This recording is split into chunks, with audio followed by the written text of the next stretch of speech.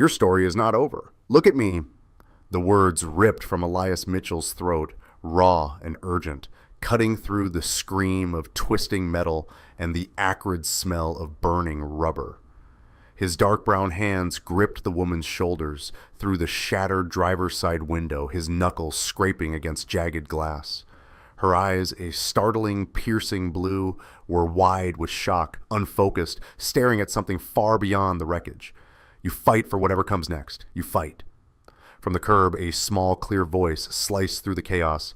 "You're my hero, Dad, Amara." For a fraction of a second, Elias's focus split.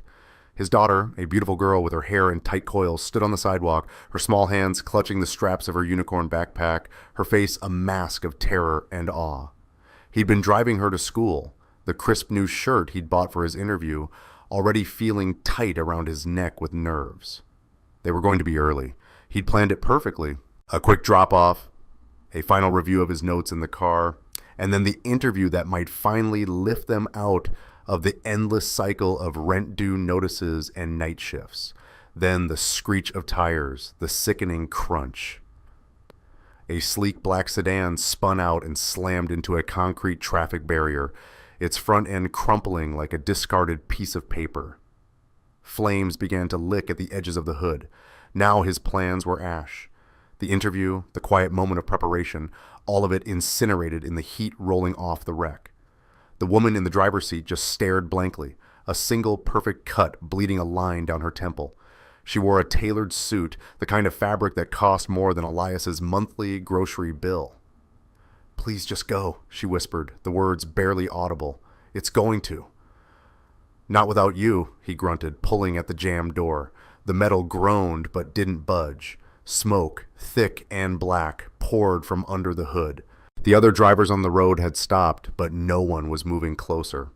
Phones were out, small black rectangles held up like shields, capturing the disaster from a safe distance. Elias, a black man in a crisis he didn't create, abandoned the door and reached back through the window. "Unbuckle your belt." She didn't move. He leaned further in, the heat scorching his face, fumbling for the release buckle. It clicked free. "Okay, now you have to help me. I'm going to pull. You push with your feet. Can you do that?" His voice, steady and commanding, seemed to finally penetrate her shock. She blinked, her gaze slowly focusing on his warm brown face. She nodded, a tiny, almost imperceptible movement. "Good." "On 3, he commanded, wrapping his arms around her torso, ignoring the sharp pain as a shard of glass dug into his forearm. 1, 2, 3. He heaved backward with everything he had, a lifetime of lifting, carrying, and fixing coiled into one desperate motion.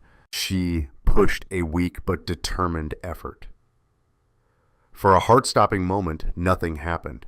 Then, with a final wrenching tear of metal and fabric, she came free.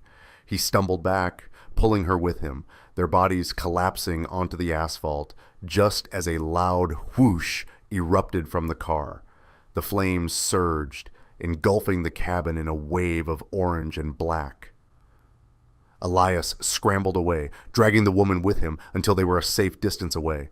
He helped her sit up, her body trembling. Sirens wailed in the distance, growing closer. "Are you okay?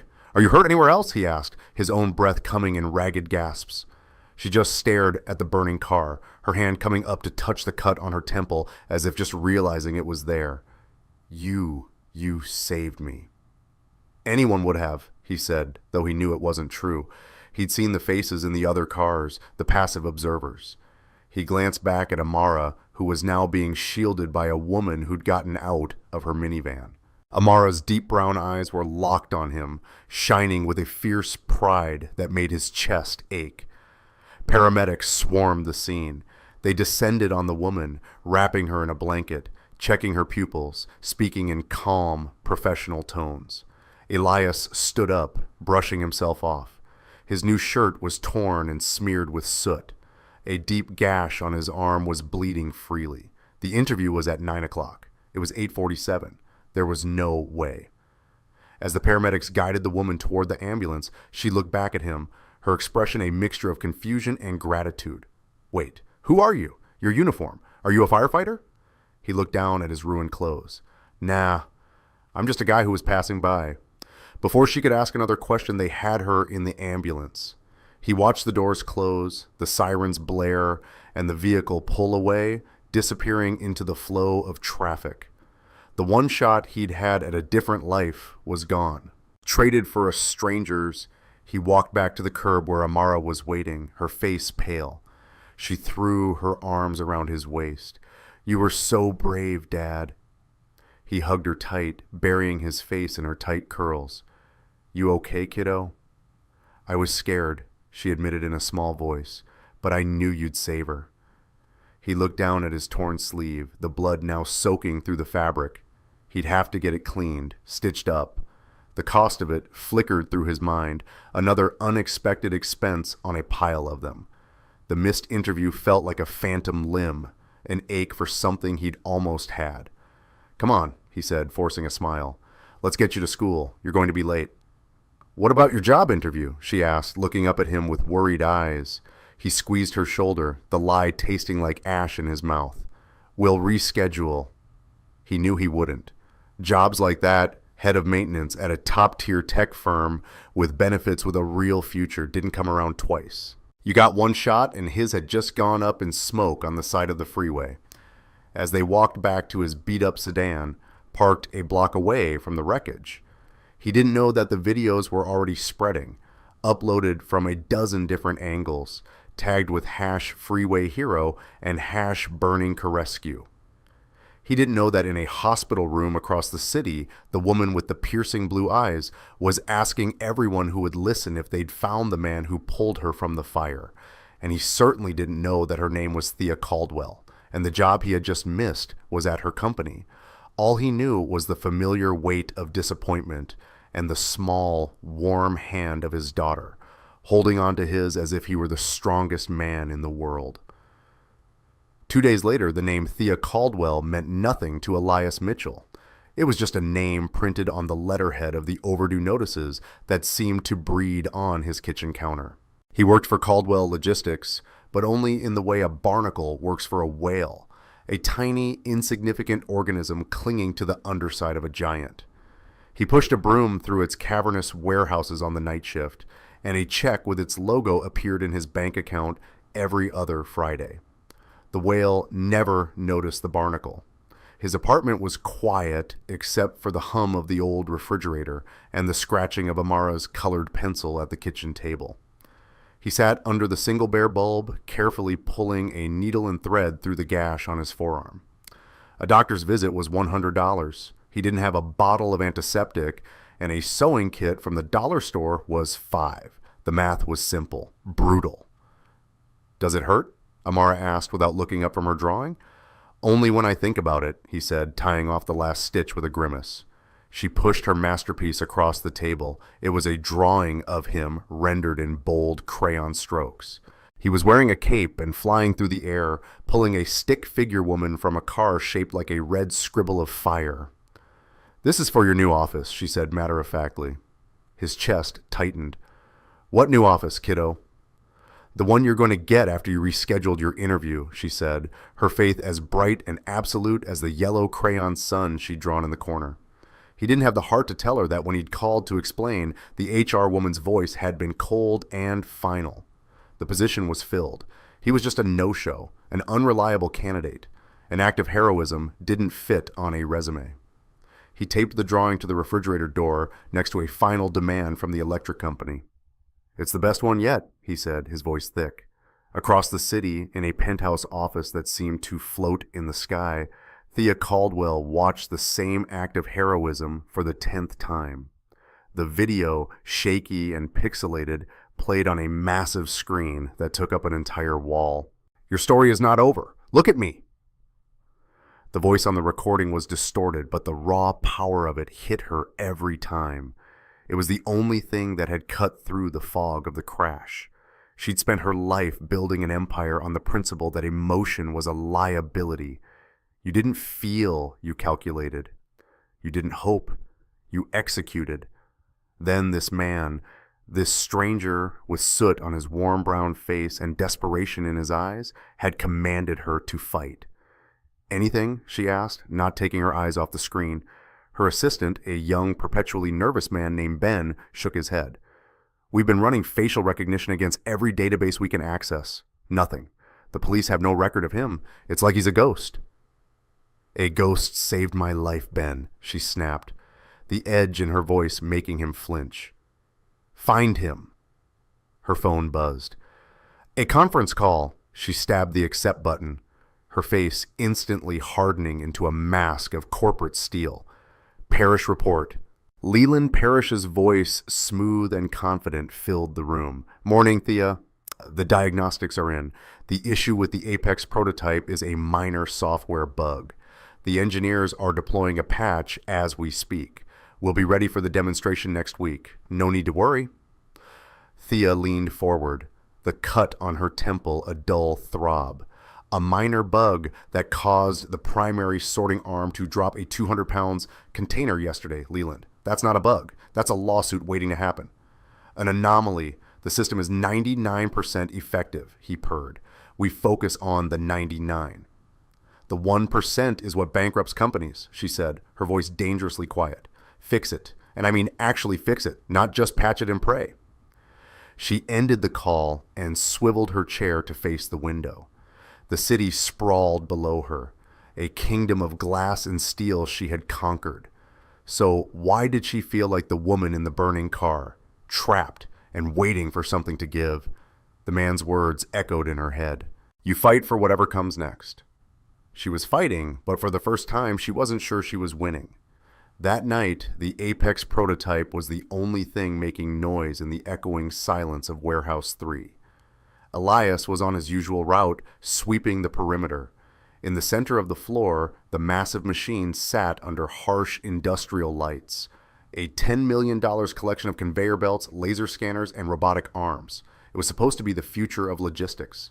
From his vantage point, Elias could see it was just a disaster on hold. He watched as two overnight engineers ran a test sequence.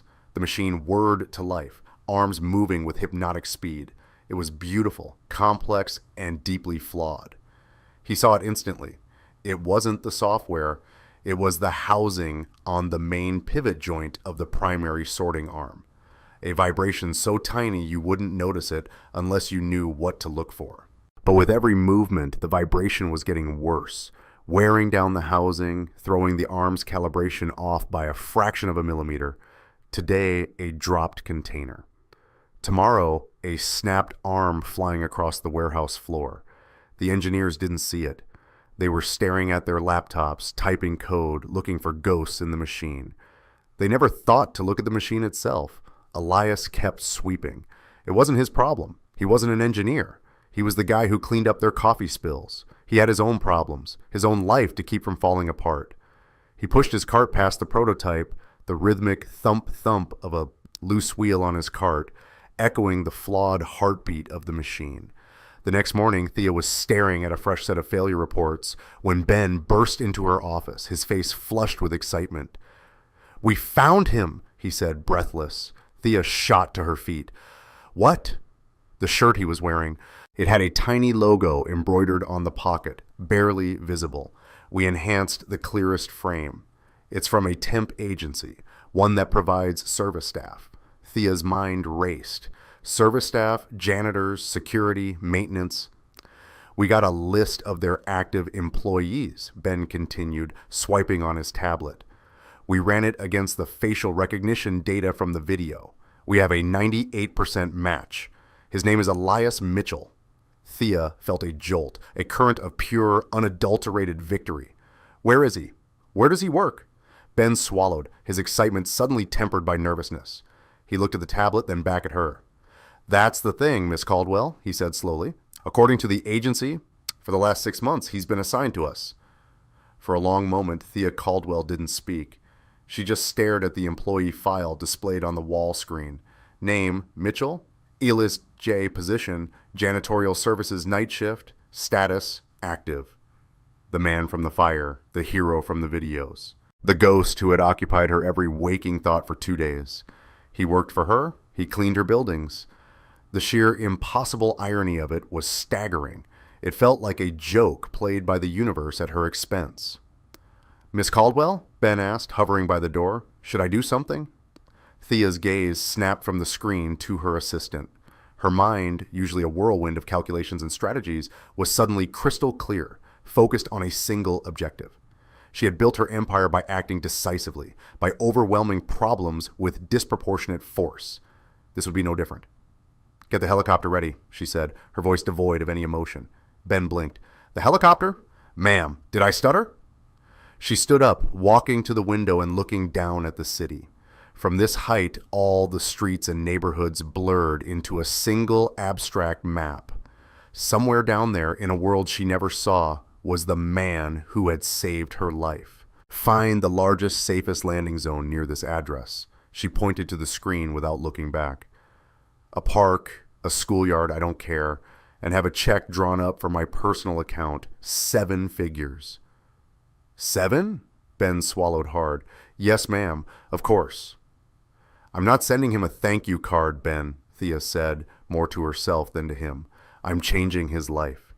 Saturday morning sunlight streamed into Elias's small patch of front yard. The air smelled like cut grass and exhaust fumes, the normal perfume of his neighborhood. He was crouched on the concrete steps, patiently guiding Amara's small fingers as they worked the chain back onto the sprocket of her bike. You see, he said softly, you just have to line up the teeth. Don't force it. It's greasy, she complained, wiping her hands on her jeans. Everything worth fixing is a little messy, he replied, giving the pedal a final turn. The chain caught and spun smoothly. There, good as new, she beamed at him. That 1,000-watt smile that always made the frayed edges of his world feel whole again. It was a good morning, a rare peaceful Saturday with no leaky faucets to fix, no overtime shifts to chase. For a few hours, he could just be a dad.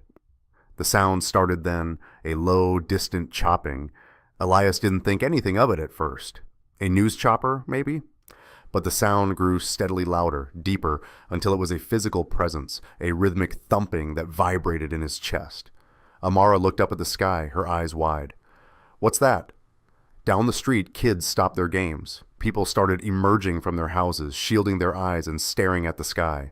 The sound was deafening now, a roaring pulse that drowned out every other noise. Then it appeared, descending from the clear blue sky like some predatory bird, a helicopter, sleek black, with the familiar sharp-angled C logo of Caldwell Logistics emblazed on its side. It wasn't heading for downtown, it was heading for them, or Dad. Amara's voice was a mix of fear and wonder. Elias pulled her close, his dark brown body instinctively shielding hers as the helicopter began its descent towards the small patchy park at the end of their block. The rotor wash hit them like a hurricane, blasting dust and leaves in every direction, whipping his tight curls across his face. He held Amara tight, his heart pounding, a rhythm that matched the beat of the blades. This didn't happen in his neighborhood. Machines like that belonged to the world on the other side of the freeway, the one with skylines and penthouses. The helicopter settled onto the grass with impossible grace. The roar softened to a whine. The side door slid open and she stepped out. The woman from the fire, she wasn't wearing a blood-stained suit now. She was dressed in sharp dark trousers and a silk blouse, her hair pulled back severely, the cut on her temple covered by a discreet bandage. She looked powerful, untouchable, like she was carved from different stone than everyone else on this street. Her piercing blue eyes scanned the small crowd of bewildered neighbors until they found him. She started walking toward him, her heels sinking slightly into the soft turf of the park. The crowd parted for her as if by an invisible force. She stopped a few feet away from his front steps. "Elias Mitchell?" she asked. Her voice was exactly as he remembered, crisp, commanding. He could only nod, his throat suddenly dry. Amara peeked out from behind his legs. "It's the lady from the burning car," she whispered loudly. Thea's gaze softened for a barest fraction of a second as she looked at Amara, but her attention returned to Elias. She extended her hand. In it was a thick, cream-colored envelope. "I believe this belongs to you," she said. "My name is Thea Caldwell. You saved my life. This is a token of my gratitude. It's enough that you and your daughter will never have to worry about anything again." The whole street was silent, watching. Elias looked at the envelope, then back at her face. He could see the certainty in her eyes, the supreme confidence of someone who believed any problem could be solved by writing a check. He thought of the interview he'd missed, the hole in his finances, the drawing on his fridge. He thought of his daughter's proud eyes. He gently shook his head. "I can't accept that, ma'am," he said, his voice quiet but firm. Thea's composure finally cracked. A flicker of disbelief crossed her face. "I'm sorry, I didn't do it for money," he explained simply. "I did it because it was the right thing to do. I'm glad you're okay. That's all the reward I need." A murmur went through the crowd of neighbors. Thea stared at him, truly speechless for the first time in her adult life. This response wasn't in any of her calculations. People didn't just turn down millions of dollars. It wasn't logical. Before she could formulate a reply, her phone buzzed with a sharp, insistent vibration. She ignored it. "Mr. Mitchell," she started, trying to find her footing. "I don't think you understand." The phone buzzed again, more urgently this time. With a flash of irritation, she pulled it from her pocket and glanced at the screen. The name Leland Parrish was flashing along with a text message in all caps. "Clients are here. Demo moved up. Happening now." Her expression shifted instantly. The shocked benefactor vanished, replaced by the ruthless CEO. The crisis she had put on hold had just crashed back into her reality. She looked from her phone to Elias, 100 questions warring in her eyes. There was no time. "I have to go," she said abruptly. The words were clipped, all business. Without another word, she turned her back on him and strode back toward the waiting helicopter. The door slid shut. The rotor spun back to a deafening roar, and the great black machine lifted off the ground. It climbed into the sky and banked toward the city, leaving Elias, Amara, and the entire neighborhood standing in a cloud of dust and stunned silence, the thick envelope still in Thea Caldwell's hand. The flight back to the city was a blur of noise and motion that Thea barely registered. She stared unseeing at the sprawling metropolis below, her mind stuck in a quiet, working-class street, replaying a conversation that defied all logic. He had said no. No one said no to Thea Caldwell. More importantly, no one said no to $2 million. It was a statistical impossibility. She had built her life on a single unwavering principle. Every person, every action, every object had a quantifiable value. You just had to find the number. Elias Mitchell had no number. He was an anomaly, a variable she couldn't account for, and it infuriated and fascinated her in equal measure. The helicopter landed on the roof of the Caldwell Logistics Tower with a jolt that snapped her back to the present. Ben was waiting, holding the door open. "They're in Warehouse 3, he said, practically running to keep up with her stride. Mr. Parrish started the preliminary introductions. He's stalling. "He's sweating," Thea corrected, her voice like ice as they stepped into the private elevator. "There's a difference." The doors opened directly into the vast, echoing space of the warehouse. A small, tense group was gathered in the center of the floor around the silent Apex prototype. She recognized the clients immediately. Mr. Garrick, a notoriously tough negotiator with a face like a clenched fist, and his two technical analysts. Leland Parrish stood beside them, smiling a wide, artificial smile that didn't reach his eyes. When he saw Thea, his relief was palpable. "Thea, perfect timing," he boomed, gesturing to the machine. "We were just about to begin the final demonstration." Thea ignored him. Her focus was entirely on Garrick. "Thank you for your patience, Mr. Garrick. We had a few last-minute calibrations to ensure optimal performance." Garrick gave a curt nod, his expression unreadable. "I hope so, Miss Caldwell. My company doesn't invest in potential. We invest in results. Show me results." The air crackled with tension. This was it. The culmination of 2 years of work and $100 million of investment, all riding on this single moment. "Begin the sequence, Leland," Thea ordered. Leland tapped a command into a tablet. For a moment, nothing happened. A bead of sweat trickled down his temple. Then, with a near-silent hum, the Apex prototype whirred to life. A container slid onto the conveyor belt. The laser scanners bathed it in red light, and the primary sorting arm, the source of all their failures, swooped down, gripped the container, and placed it on the correct outbound pallet with flawless fluid precision. It repeated the process again and again, perfectly. A collective unconscious sigh of relief went through Thea's team. Leland's smile became genuine. "As you can see," he said, his voice oozing confidence, 100% efficiency. "My team worked through the night to perfect the one moment." Garrick cut in, stepping forward. He pointed to the main pivot joint on the sorting arm. "What's this?" Everyone's eyes followed his finger. There on the joint housing was a small, cleverly braced metal plate held securely in place by a tightly wound coil of industrial-grade wire. It was a simple, practical, and undeniably improvised piece of work. It was the only part of the multi-million-dollar machine that didn't gleam with a factory finish. Leland didn't miss a beat. "Ah, a brilliant question," he said smoothly. "That is a proprietary hardware reinforcement, a last-minute innovation by my engineering team to dramatically increase joint stability under high stress loads. A testament to their outside-the-box thinking."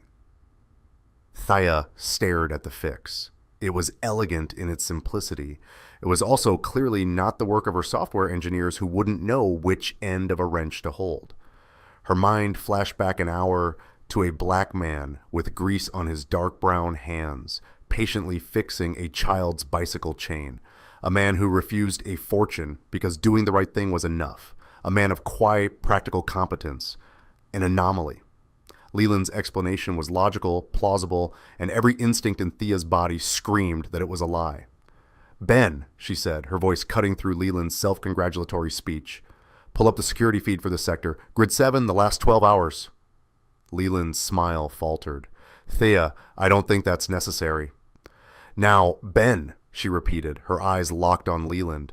Ben, fumbling with his tablet, mirrored the feed to the large monitor on the warehouse wall. The room watched in silence as he fast-forwarded through the footage. He sped past the evening shift, past the engineers arguing and then departing in frustration around 3 a.m. The warehouse was empty. Then a figure appeared on the screen. A man in a gray janitor's uniform pushing a cleaning cart.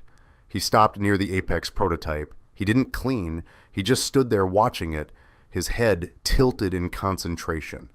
It was Elias Mitchell on the screen. Elias walked over to the machine. He placed a hand on the pivot joint housing, closing his eyes as if listening to it. He looked around the empty warehouse, then reached into his cart and pulled out a small metal plate, a discarded piece of scrap, and a coil of wire. With the calm, efficient movements of a master craftsman, he fashioned the brace and secured it to the housing, tightening the wire with a distinctive interlocking knot. He tested the arm's movement by hand, gave a small, satisfied nod, and then picked up his broom and continued his rounds, disappearing off-screen. The warehouse was utterly silent. The only sound was the faint hum of the perfectly functioning machine. Mr. Garrick slowly turned his head from the screen to Leland Parrish, whose face had gone chalk white. He then looked at Thea, a newfound respect dawning in his eyes. "Miss Caldwell," Garrick said, a slow smile spreading across his face, "it seems your company's talent runs deeper than you let on. Let's talk numbers." Thea didn't even look at him. Her gaze was fixed on Leland Parrish, and the ice in her eyes was cold enough to burn. Thea didn't raise her voice. She didn't have to. The silence in the warehouse was a weapon, and she wielded it with surgical precision. Her eyes remained locked on Leland Parrish, who seemed to shrink inside his expensive suit. "Get out," she said. The two words were quiet, but they echoed in the cavernous space like a gunshot. Leland's face, which had been pale, now flushed a blotchy red. "Thea, listen, it was a high-pressure situation. I was simply articulating the value my team brings." "Your team didn't do that," Thea said, gesturing to the security footage still frozen on the monitor. The image of Elias Mitchell, janitor, calmly saving their collective future. "He did. The black man you and your Ivy League engineers overlooked. The man you would have let take the fall if this machine had failed. You didn't just lie to a client, Leland. You lied to me. You are the 1% liability I can no longer afford. Security will escort you from the building. Your access has already been revoked." She turned her back on him before he could respond. A final, brutal dismissal. Her attention shifted to Mr. Garrick, who was watching the entire exchange with a look of shrewd appraisal. "My apologies for the internal housekeeping, Mr. Garrick," Thea said. Garrick chuckled, a dry, rasping sound. "Don't apologize, Miss Caldwell. That was the most impressive part of the demonstration. Any company can build a machine. It takes a leader to build a culture of integrity. We have a deal." He extended his hand. "Send the contract over, and when you do, give my compliments to Mr. Mitchell." As they shook hands, Thea felt a sense of victory, but it was hollow. The contract was won. The traitor was vanquished, but the real issue remained. The ghost from the fire now had a name and a face, and his shadow loomed over her entire company. She turned to Ben. "Find Elias Mitchell. I need to see him now." Ben looked down at his tablet, his brow furrowed. "That's a problem, Miss Caldwell. According to his file, Saturday is his scheduled day off. He's not on company property." Of course he wasn't. He was at home or on his front stoop fixing a bicycle. Living in a world where integrity wasn't a corporate buzzword, but just how you lived. The thought of descending on him again in a helicopter felt obscene. That was a gesture for a nameless hero. This required something else entirely. "Get me the keys to one of the fleet cars," she said. "A standard sedan. Nothing fancy."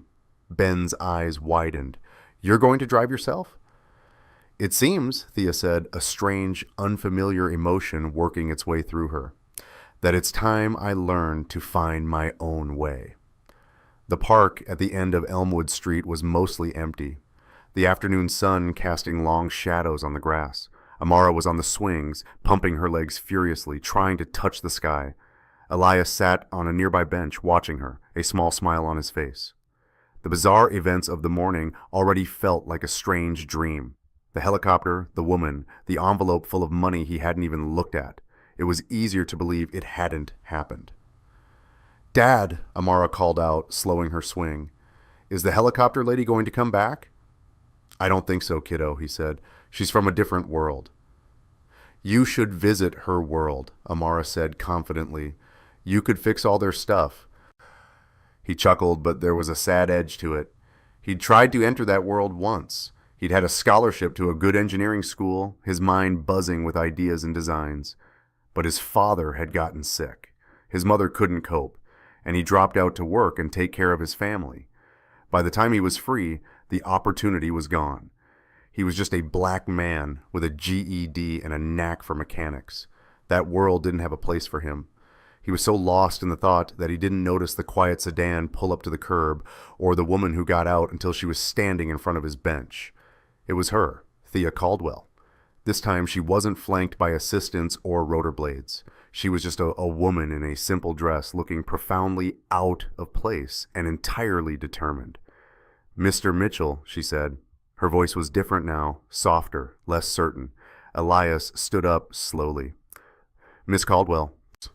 Amara jumped off the swing and ran over, hiding behind Elias's legs, but peeking around with curiosity.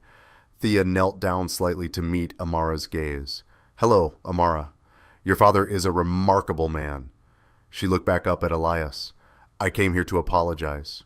He frowned. "For what? You don't owe me anything." "I apologize for not seeing you," she said, and the sincerity in her voice was unmistakable. "I saw a janitor. I saw a hero from a video. I saw a puzzle I couldn't solve. I never actually saw the person standing in front of me." She took a breath and explained everything that had happened at the warehouse after she'd left. The demonstration, Leland's lie, the security footage. "You didn't just save my life, Elias," she finished, using his first name for the first time. "You saved my company, the most important thing I've ever built.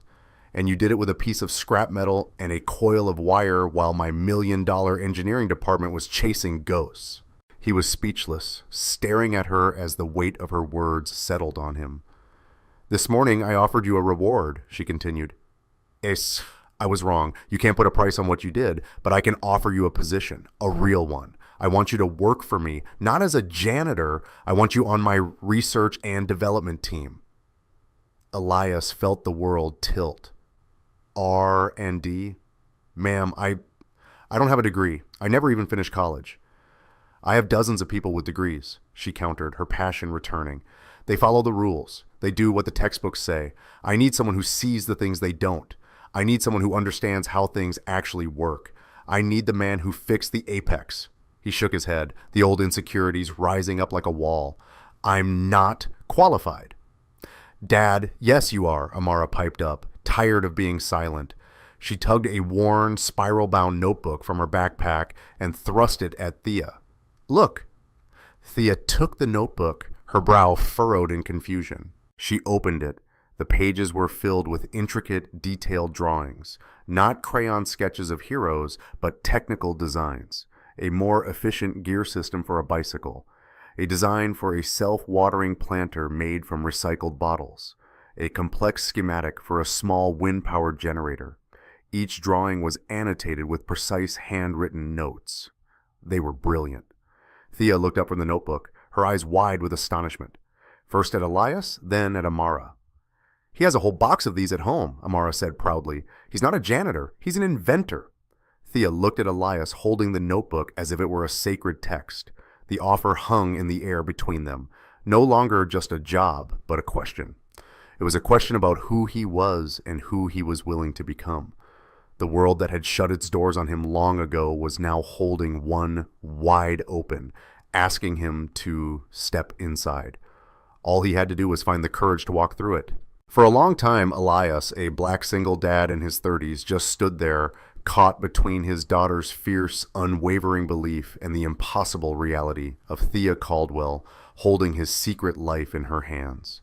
The notebook contained years of quiet frustration, of brilliant ideas with nowhere to go, sketched out in the lonely hours after his shift. To see them exposed in the broad daylight felt like having his soul read aloud.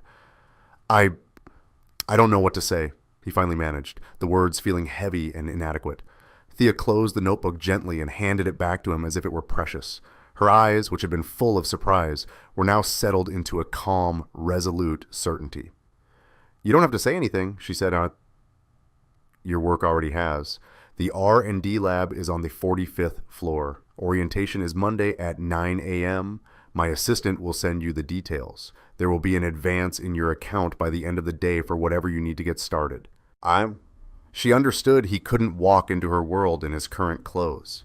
He looked down at his worn jeans, at his dark brown hands with their calluses and faint scars. People like me don't work on the 45th floor, Miss Caldwell. You do now, she said simply. Then she smiled, a real, unguarded smile that changed her entire face. And please call me Thea. Monday morning felt like a dream. Elias stood in front of the gleaming glass tower of Caldwell Logistics, a place he had entered through the rear service bay hundreds of times. Today he was walking through the front door. He wore a new button-down shirt that felt stiff and foreign, and carried a leather satchel instead of a mop bucket. He took the elevator up, each number that lit up feeling like another step into a thinner atmosphere. When the doors opened on the 45th floor, he stepped out into a world of controlled chaos. Whiteboards were covered in complex equations. 3D printers hummed in glass enclosures, and groups of young, bright-eyed engineers were huddled over laptops, speaking a language of code and algorithms he didn't understand. He felt like an imposter, a janitor in a cheap costume. A few of the engineers glanced up as he entered, their expressions a mixture of curiosity and faint recognition. He was the man from the security footage, the janitor. Before he could retreat, Thea emerged from a glass-walled conference room. Elias, welcome, she said, her voice warm and professional. She turned to the rest of the lab, her voice carrying easily. Everyone listen up. This is Elias Mitchell, our newest innovation specialist. A ripple of murmurs went through the room. Innovation specialist was a vague but important sounding title. Elias has a unique hands-on perspective that our team has been sorely lacking.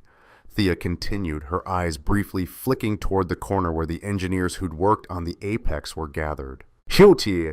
He sees the machine, not just the code behind it. I expect you all to extend him every courtesy and resource. It was a masterful move, framing him not as a curiosity, but as a vital asset. She was giving him armor. She led him to an empty workstation near a large window overlooking the city. "This is yours," she said. "The official offer is on your new terminal. Read it over." But first, she guided him to the center of the lab, where a small, complicated-looking drone sat on a workbench, its casing open. "This is the Sparrow," she said, "a delivery drone for dense urban environments. It's fast, agile, but it has a problem. After about 20 minutes of flight, it overheats. The thermal sensors get scrambled and it loses navigational stability. We've tried a dozen software patches. We've redesigned the ventilation systems twice. Nothing works. My engineers think it's a processor bottleneck." She picked up a tablet showing a dizzying array of thermal imaging data and complex schematics. "Take a look. See what you see." Elias looked at the tablet and his heart sank. The numbers and graphs meant nothing to him. The engineers began to talk using terms like computational fluid dynamics and heat sink efficiency. He felt a familiar wave of inadequacy wash over him. He was a fraud. He didn't belong here. He turned his attention from the tablet to the drone itself. He walked around the workbench, his eyes tracing the physical lines of the machine. He ran a hand gently over its carbon fiber shell. He peered into the open casing at the tightly packed array of wires and circuit boards. He ignored the data and looked at the thing itself. And then he saw it. It was a small bundle of wires wrapped tightly and secured with a plastic zip tie right next to the primary motor. It was neat, efficient, exactly how the assembly manual instructed. But he could see in his mind's eye how the heat from the motor would radiate, how it would get trapped in that dense bundle of wiring, and how that trapped heat would then travel directly to the thermal sensor located just a centimeter away. "The problem isn't the processor," he said quietly, his voice cutting through the engineer's debate. Everyone turned to look at him. "The heat isn't coming from the chip," he continued, pointing. "It's coming from the motor, and this wiring harness is acting like a radiator, funneling it directly into the sensor. You're not measuring the processor's heat, you're measuring the engine's." He looked at the senior engineer. "If you reroute those wires, give them some space to breathe, the problem will disappear." The lab was silent. The senior engineer stared at the drone, then back at Elias, his mouth slightly agape. It was so simple, so obvious that they had all missed it while searching for a complex software solution. Thea's lips curved into a slow, satisfied smile. That evening, Elias walked into his apartment and dropped his new satchel by the door. He felt a type of exhaustion he hadn't felt in years. Not the physical ache of a double shift, but the deep, satisfying tiredness of a mind put to work. "How was your new office, Dad?" Amara asked from the living room floor, where she was doing her homework. He looked around his small, familiar apartment, then thought of the view from the 45th floor. "It was good," he said, the word feeling real for the first time. "It was really good." Later that night, long after Amara was asleep, he sat at the kitchen table. He pushed aside the stack of overdue bills and took out a brand new empty notebook he had bought on his way home. He opened it to the first blank page. He picked up a pencil, and under the quiet hum of the refrigerator, Elias Mitchell, the inventor, began to draw. The weeks that followed were a quiet revolution. The Sparrow drone, its wires rerouted as Elias had suggested, flew flawlessly. The overheating problem vanished. The engineering team, after a period of collective stunned silence, began to treat him differently. The initial skepticism was replaced by a grudging respect, which slowly blossomed into genuine curiosity.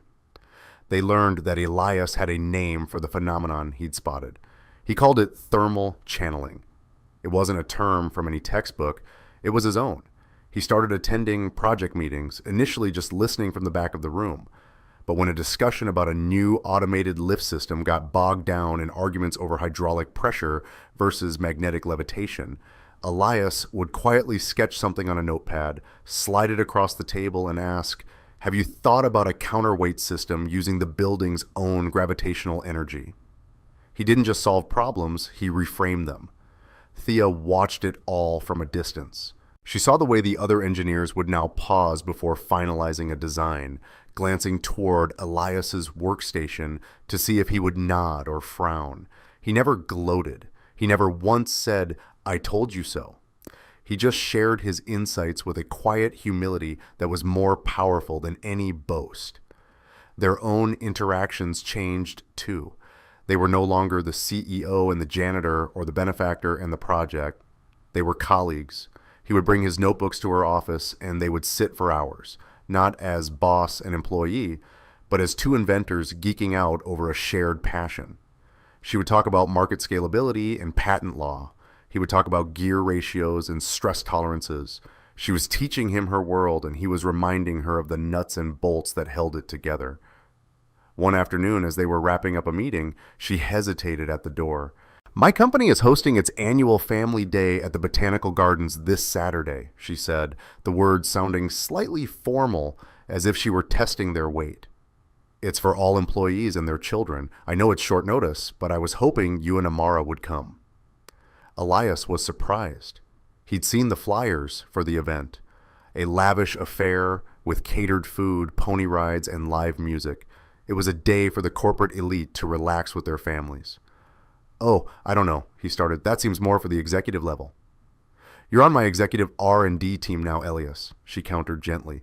"Besides, I've heard a certain 10-year-old is an expert on botanical illustration. I might need a consultant." Her smile was genuine, and it disarmed him completely. "Okay," he said, a slow grin spreading across his face. "We'll be there." The Botanical Gardens on Saturday were a sea of polo shirts and sundresses. The air was filled with the sounds of polite laughter and the clinking of glasses. Elias felt the familiar sense of being an imposter creep back in as he saw the other families. The men in their expensive casual wear, the women with their perfectly styled hair, their children in matching outfits. He and Amara, in their simple jeans and t-shirts, felt like they had wandered into the wrong party. "Wow," Amara whispered, her eyes wide as she took in the massive, bouncy castle shaped like a dragon. "This is fancier than the state fair." Before Elias could feel too out of place, Thea appeared at their side. She had traded her power suit for a simple linen dress, and her hair was down, falling softly around her shoulders. She looked relaxed, younger. "I'm so glad you came," she said, her eyes lighting up when she saw Amara. "Amara, I have a very important mission for you. The pastry chef has created a new dessert, but he needs a professional opinion. Are you up for the task?" Amara gasped. Professional? The highest," Thea said with a mock-serious expression. Amara saluted and darted off toward the dessert table, leaving Elias and Thea standing together. "Thank you for that," he said. She was feeling a little intimidated. "So was I," Thea admitted quietly, surprising him. "I'm not good at this, the small talk, the pretending to be relaxed." She looked around at the crowd. "I feel more at home in a boardroom." It was the most vulnerable thing he had ever heard her say. "Well," he said softly, "for what it's worth, I think you're doing great." They spent the next hour walking through the gardens, Amara occasionally running back to them to deliver solemn reports on the quality of the miniature cheesecakes. They were talking near the rose garden when a man from the marketing department approached with his wife. "Elias, good to see you moving up in the world," the man said with a little too much cheer. His wife looked Elias up and down, her smile thin and painted on. "Elias Mitchell," she said, recognition dawning in her eyes. "Of course, you're the janitor from the video. My husband told me all about your sudden promotion. It's just amazing what a little good press can do for a career these days, isn't it?" The comment hung in the air, dripping with condescension. Elias felt his face flush. The familiar shame, the feeling of being judged by his past, tightened in his chest. He didn't have to say a word. Thea stepped forward slightly, her relaxed demeanor vanishing, replaced by a cool, quiet authority. "You're mistaken, Cynthia," Thea said, her voice pleasant, but edged with steel. "The press didn't get Elias his job. His talent did. The Sparrow drone your husband's department is about to build a multi-million-dollar campaign around, it flies because of Elias. His results are the reason your husband is getting his quarterly bonus." She smiled, the same thin, painted-on smile the woman had given Elias. "It's just amazing what actual competence can do for a company, isn't it?" The woman's face went pale, then red. She stammered an apology and quickly dragged her husband away. Elias looked at Thea, his throat tight with emotion. She had defended him, not as a boss defending an employee, but as a friend. "You didn't have to do that," he said. "Yes," she replied, her eyes meeting his. "I did." They stood in silence for a moment, the sound of the party fading into the background. The line between the 45th floor and the front stoop in his neighborhood had just dissolved completely. Later, as the sun began to set, casting a golden glow over the gardens, they found Amara sitting on a bench with her sketchbook deeply focused. Thea sat down beside her. "What are you drawing?" she asked softly. Amara showed her the page. It was a sketch of the rose garden, but in the middle of it she had drawn two figures standing side by side talking, her dad and Thea. "My dad says some things are messy before they get fixed," Amara said, not looking up from her drawing. "I think you were messy." Thea blinked, taken aback. "Was I?" Amara finally looked up, her gaze direct and profoundly serious. "You were lonely," she said. "Are you fixed now?" Thea stared at the little girl, then at Elias, who was watching them with a gentle smile. She felt something in her chest unlock, a feeling she hadn't realized was there. "I'm getting there," Thea said, her voice barely a whisper. "I think I'm getting there." The weeks after the family day melted into a comfortable new rhythm. Elias's workstation in the R&D lab became a hub of activity. Engineers who had once dismissed him now brought him their toughest problems, not with schematics, but with the physical components, waiting for him to turn the object over in his hands and find the simple truth they had missed. He and Amara began having dinner with Thea once a week. Sometimes they would order pizza to her vast, sterile penthouse, and Amara would fill the silent, echoing space with laughter, leaving crayon drawings on the marble countertops. Other times, Thea would come to their small apartment, sitting at their wobbly kitchen table, perfectly at ease as Elias cooked. She was different now. The icy armor was gone, replaced by a warmth that seemed to surprise even her. She would listen, truly listen, as Amara chattered about school, or as Elias explained a new idea. He learned about the woman behind the CEO, the lonely childhood, the immense pressure from her father to be perfect, the deep love she'd had for her late husband, a man she described as a brilliant inventor, much like Elias himself. Their worlds hadn't just collided, they had merged. For the first time in a long time, all three of them felt like they were part of a black family. The peace felt so real, so earned, that none of them saw the storm gathering on the horizon. It started with a single unsigned email that appeared in Thea's private inbox. The subject line was one word: Echo. Echo was the name of her husband's final project, the one that had been stolen. Only one other person on Earth knew that name. Cassian Reed, her husband's former business partner, the man who had betrayed him, stolen his work, and built an empire upon his grave. She deleted the email, her hand trembling slightly. She told herself it was a coincidence, a ghost. But a week later, there was a security breach in the R&D lab. Nothing was taken. No data was copied. But the logs showed that someone had accessed the primary files for Elias's newest project, a revolutionary gyroscopic navigation system for drones based on one of his old notebook sketches. It was a project that promised to make all current GPS-based systems obsolete. Thea's armor began to creep back into place. She became guarded, her laughter less frequent, the old tension returning to her shoulders. Elias noticed it immediately. The easy camaraderie in their meetings was replaced by a strained formality. She would look at him with a worry in her eyes that he didn't understand. "Is everything okay?" he asked her one afternoon after she'd shot down one of his ideas with uncharacteristic sharpness. "Everything is fine," she'd replied, her voice clipped. "Just some market pressures, nothing to concern yourself with." He knew she was lying. The threat escalated a few days later. Elias came home from work to find his apartment door slightly ajar. His heart leaped into his throat as he burst inside, calling Amara's name. She was fine, safe at her after-school program. He checked the apartment. The TV was still there, the laptops, the cash he kept in a coffee jar. Nothing of value had been taken. He was about to call the police when he noticed it. The new notebook, the one he'd been filling with his work for Caldwell Logistics, was gone from the kitchen table. In its place was a single perfect black feather. It was Cassian Reed's calling card, a symbol he used in his own company's branding. It was a message.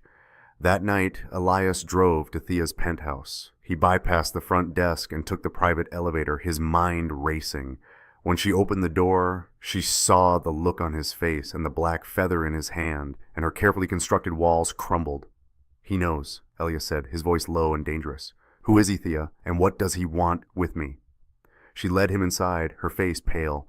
She finally told him everything. About her late husband, Liam, another gentle genius. About his partner, Cassian Reed, a man with limitless ambition and no conscience.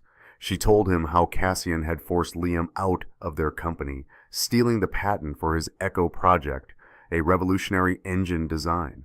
6 months later, Liam was dead from what the police ruled a heart attack. And Cassian's company, built on that stolen engine, had become a global powerhouse. "I've been fighting him for years," she said, her voice choked with grief and rage. "In the courts, in the press, but he's always a step ahead. He's untouchable." She looked at the feather in Elias's hand. "Now he's heard about you. He must see your work, your talent, as a threat to the lie he's built his life on. He thinks you're the new Liam." Elias stared at her, the pieces finally clicking into place. Thea's guardedness, the security breach, the stolen notebook. It wasn't just a job anymore. He and Amara had stumbled into the middle of a war they didn't know existed. Thea's past hadn't just caught up with her, it had reached out and wrapped its hands around his future. "He's not just trying to steal your ideas, Elias," Thea whispered, tears finally tracing paths down her cheeks. "He's trying to erase you, to get to me." Elias looked from her terrified, tear-streaked face to the feather in his hand, and he thought of his daughter sleeping safely in her bed, blissfully unaware of the predator that was now circling their lives.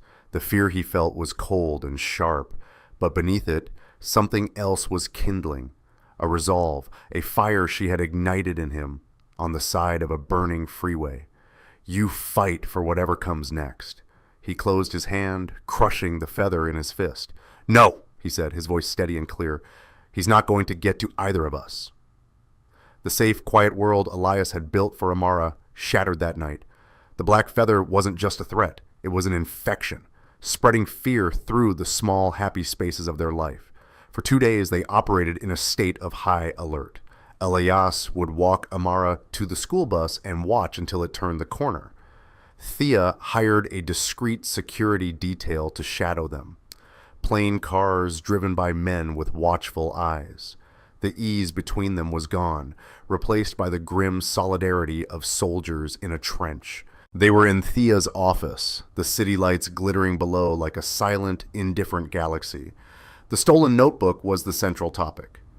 "He's gauging the threat," Elias said, pacing the length of the vast room.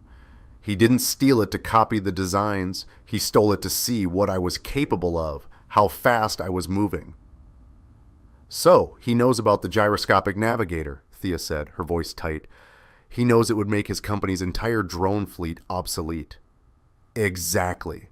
And a man like that won't compete in the marketplace," Elias reasoned, his mind usually focused on mechanics, now working through the mechanics of a predator. "He'll burn the marketplace down. He's going to try to destroy the project before it ever sees the light of day." A plan began to form in his eyes, a flicker of the same intuition that saw the flaws in machines. "So we let him." Thea looked up, her brow furrowed. "Let him." "We give him a target," Elias said, his voice gaining strength. "A big, public, irresistible target. We announce the official unveiling of the GN1 system. We book a major venue, send out press releases, invite the entire industry. We make it look like we're rushing to market, that we're confident, maybe even a little arrogant." Thea's eyes widened as she understood. "You're baiting a trap." "A man that arrogant can't resist a public execution," Elias finished. "He won't just want to stop us, he'll want to humiliate us. He'll send someone to sabotage the event, and when he does, we'll be waiting for him." The next 2 weeks were a blur of calculated deception. Thea's PR team launched a massive campaign for the unveiling of the revolutionary Caldwell GN1. They booked the main hall at the city's largest tech conference. Invitations went out to every major player in the industry with a special hand-delivered invitation sent to Cassian Reed. Elias, meanwhile, worked feverishly in the lab, not on the navigation system, but on his real project. Amara was sent to stay with a cousin upstate, a decision that tore at Elias's heart, but was grimly necessary. This was a war, and he had to get his daughter off the battlefield. The night of the unveiling arrived. The hall was electric, packed with journalists, investors, and rivals. Cassian Reed was seated in the front row, looking smug and relaxed, a predator watching the prey walk onto the stage. Thea stepped into the spotlight, the picture of cool confidence. For decades, drone navigation has been dependent on external signals, she began, her voice resonating through the hall. It has been limited by weather, by urban canyons, by the simple fact that it must always look outside itself for direction. Tonight that changes. As she spoke, Elias was backstage, making the final adjustments to a fleet of a dozen small black drones. They were modified Sparrow drones, but their purpose tonight wasn't delivery. It was defense. On stage, Thea continued, "We are proud to present the future, the Caldwell GN1. On cue, a single large drone was supposed to rise from a platform on the stage. Instead, the lights in the entire hall flickered violently and then died, plunging the room into absolute darkness. A collective gasp went through the audience, followed by nervous murmurs. Cassian Reed smiled in the dark, but the darkness lasted only a second. Suddenly, a dozen points of red light pierced the blackness from above. Elias's drone fleet, running on an independent backup system he'd installed, activated silently. They swarmed into the air, their low-light cameras feeding directly to the main screen. The screen flickered back to life, not with Thea's presentation, but with a crystal-clear image of a man in the high rafters, a pair of industrial wire cutters in his hand, caught mid-snip on a master power cable. He was frozen in the crosshairs of a dozen laser-targeting dots. The audience gasped. "It seems we have a technical difficulty," Thea said calmly into the mic as security swarmed the saboteur. Cassian's smile had vanished, but the trap was just closing. "However," Thea continued, her voice turning to ice as she stared directly at Cassian, "the GN1 was never the real story tonight. The real presentation is about a different kind of inventor." An image appeared on the screen behind her. It was a photograph of a young, smiling man with kind eyes, her late husband, Liam. "This was Liam Caldwell," she said, her voice thick with emotion, "and he was the true architect of the modern drone industry." She brought up Liam's original dated design documents for his Echo engine. Then she displayed the internal schematics for Cassian Reed's best-selling engine. They were identical, down to the last bolt. "Mr. Reed has built an empire on a lie," Thea declared, her voice ringing with the power of long-suppressed truth. "But a lie is just a machine with a fatal flaw. And my team is very, very good at finding flaws." She took a breath. "When Mr. Reed's agents stole Elias Mitchell's notebook, they thought they were stealing his ideas. In fact, they were delivering a Trojan horse. The notebook contained a decoy design for our navigation system embedded with a diagnostic key. We knew Mr. Reed's team would be arrogant enough to try and hack our servers to verify the decoy designs. When they did, our key activated. It didn't steal from them, it simply searched for a ghost." On the screen, a file appeared, a single encrypted project file from deep within Cassian Reed's private servers. The file name was Echo, and the creation date was from 8 years ago, proving he had possessed Liam's work long before he claimed to have invented it himself. It was over. The proof was absolute, undeniable, broadcast to the entire world. Cassian Reed sat frozen in his chair, his face a mask of disbelief as police officers began moving toward his row. The ghost he had buried had returned and was now burying him. 3 months later, the 45th floor was quiet. The setting sun painted the sky in shades of orange and violet. Thea, Elias, and Imara stood by the large window looking out at the city. The peace was no longer a temporary ceasefire. It was a permanent state of being. Cassian Reed was facing a mountain of federal charges, his company collapsing under the weight of the scandal. Thea had finally won justice for Liam. She had renamed the R&D department. A new silver plaque by the entrance read, "The Caldwell and Mitchell Innovation Center." "It has a nice ring to it," Elias said, sipping his coffee. Thea smiled, a real, easy smile that reached her eyes. "It does. Liam would have liked you." Amara, sitting on the floor, held up her sketchbook. She had drawn the three of them, not as stick figures, but with surprising detail, standing together by the window. Underneath, she had written, "The Fixers." Elias knelt down and hugged her. He looked at Thea over his daughter's head, his heart full. He had lost a job interview and found a life. He had faced down a monster and found his own strength. "What are you thinking about?" Thea asked softly. Elias pulled out his own notebook, the new one, and flipped to a blank page. He sketched a few quick lines: a house with a small yard, a workshop out back, a swing set. "I'm thinking about what comes next," he said, looking at her, his eyes full of a future he was no longer afraid to invent. And together they watched the city lights blink on one by one like a galaxy of brand new stars. "Okay, let's all just take a breath after that one. It's amazing how a story can completely change the feeling in a room, isn't it? It has a weight and a life of its own. Here's a thought. If this story made you think of someone, what's one single word you would use to describe its core message to them? I'd love to see the words that show up in the comments. You know, every like and subscribe acts like a ripple. It starts with you and it spreads outward, carrying the feeling of this story to people we'll never even meet. You become part of that ripple. Thank you for being the one to start the wave, for listening, and for being here. Now go out there and make some good ripples of your